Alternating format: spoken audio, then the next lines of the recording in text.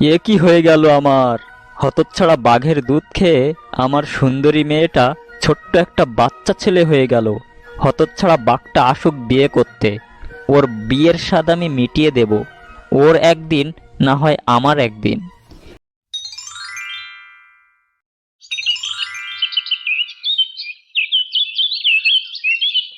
একদিন শিয়াল পণ্ডিত বনের পথ ধরে শিকারের খোঁজে যাচ্ছিল।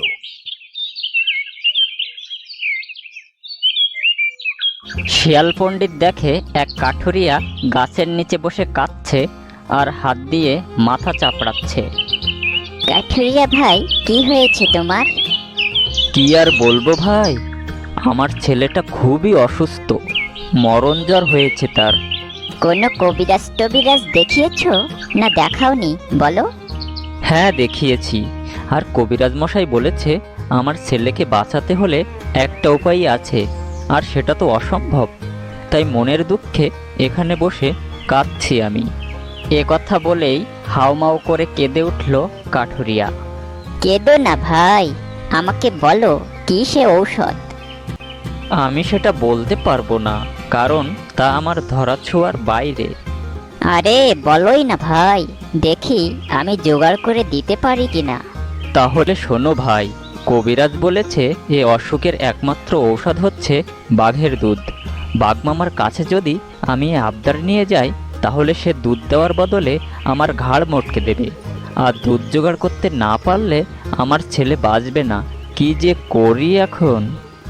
তুমি কোনো চিন্তা করো না ভাই, কালকেই তুমি বাঘের দুধ পেয়ে যাবে। কাঠুরিয়া শিয়ালের কথায় মনে একটু ভরসা পেয়ে বাড়ির দিকে রওনা হলো। শিয়াল বাঘের খোঁজ করতে লাগলো বনে।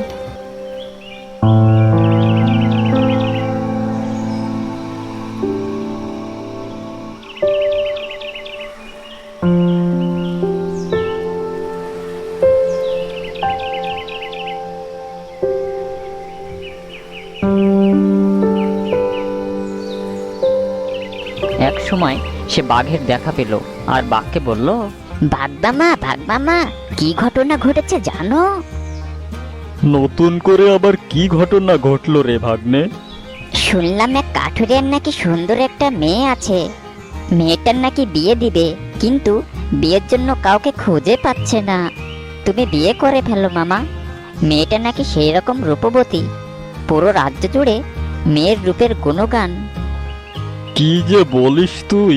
কত বীর আছে এরকম রূপবতীকে বিয়ে করার জন্য। তা তুমি ঠিকই বলেছ মামা, কিন্তু দেনমোহরের কথা শুনে বীরেরা সব পালিয়েছে। তোমার মতো বীর কি এ জগতে আছে মামা? কি এমন দেনমোহর রে হতচ্ছাড়া? বল দেখি শুনি। দেনমোহর হিসাবে বাঘের দুধ দিতে হবে, তারপর নাকি সে বিয়ে করবে। তাই তো বলি, তাহলে এবার বিয়েটা করেই ফেলি। কি বলিস তুই? শিয়াল পণ্ডিত মনে মনে বলল, যাক, বাঘমশাই এতক্ষণে রাজি হয়েছে। হ্যাঁ মামা, বিয়েটা এবার করেই ফেলো। এমন সুন্দরী মেয়ে আর সহজে পাবে না তুমি। তবে দেনমোহর কিন্তু কালই দিতে হবে। ও তুই চিন্তা করিস নে ভাগ্নে, কালকেই আমি দেনমোহর জোগাড় করে তোকে দিয়ে দেব। পরের দিন শিয়াল পণ্ডিত বাঘ মামার কাছে আসে। দেখে বাঘ ঠিকই দুধ জোগাড় করে রেখেছে। এই নে ভাগ্নে দেনমোহর, এটা নিয়ে যা আর কাঠুরিয়াকে দিয়ে আয়। আর আসার সময় বিয়ের দিনক্ষণ পাকা করে আসতে ভুলিস না কিন্তু। শিয়াল কাঠুরিয়ার বাড়ির দিকে রওনা দিল, আর যে দেখে কাঠুরিয়া ছেলেকে নিয়ে মন খারাপ করে বারান্দায় বসে আছে। এই নাও কাঠুরিয়া ভাই, বাঘের দুধ। তুমি তোমার ছেলেকে খাইয়ে দাও। তোমাকে অনেক অনেক ধন্যবাদ শিয়াল ভাই, কিন্তু এ অসাধ্য কাজ তুমি সাধন করলে কিভাবে? সে এক কাহিনী ভাই, শুধু এটুকুই বলছি, বাঘের কাছ থেকে বিয়ের দেনমোহর হিসাবে আমি এটা নিয়ে এসেছি। এরপর যদি বাঘকে এখানে দেখো, বুদ্ধি করে একটা কিছু বলে দিও। আমি এখন চললাম। 4-5 দিন তো হলো, শিয়াল বেটার তো দেখাই নেই। বেটা কোন চুলোয় গিয়ে মরল? দেখি, ওর বাড়ির দিকেই যাই।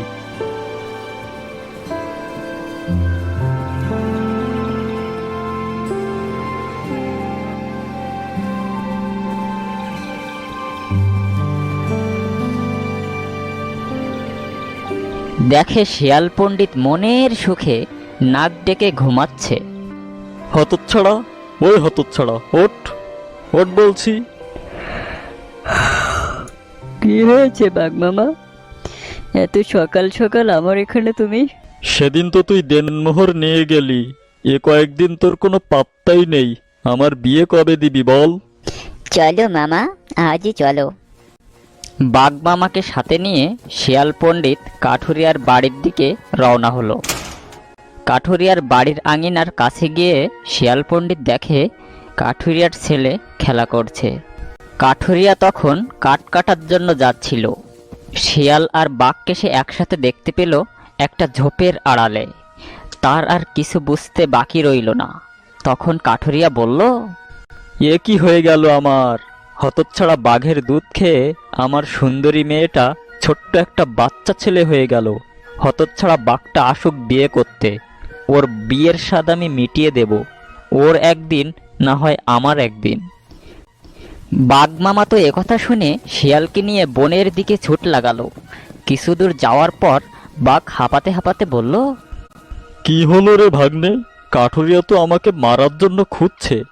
কি হলো কিছুই তো বুঝলাম না। বাঘের দুধ মামা, বাঘের দুধ।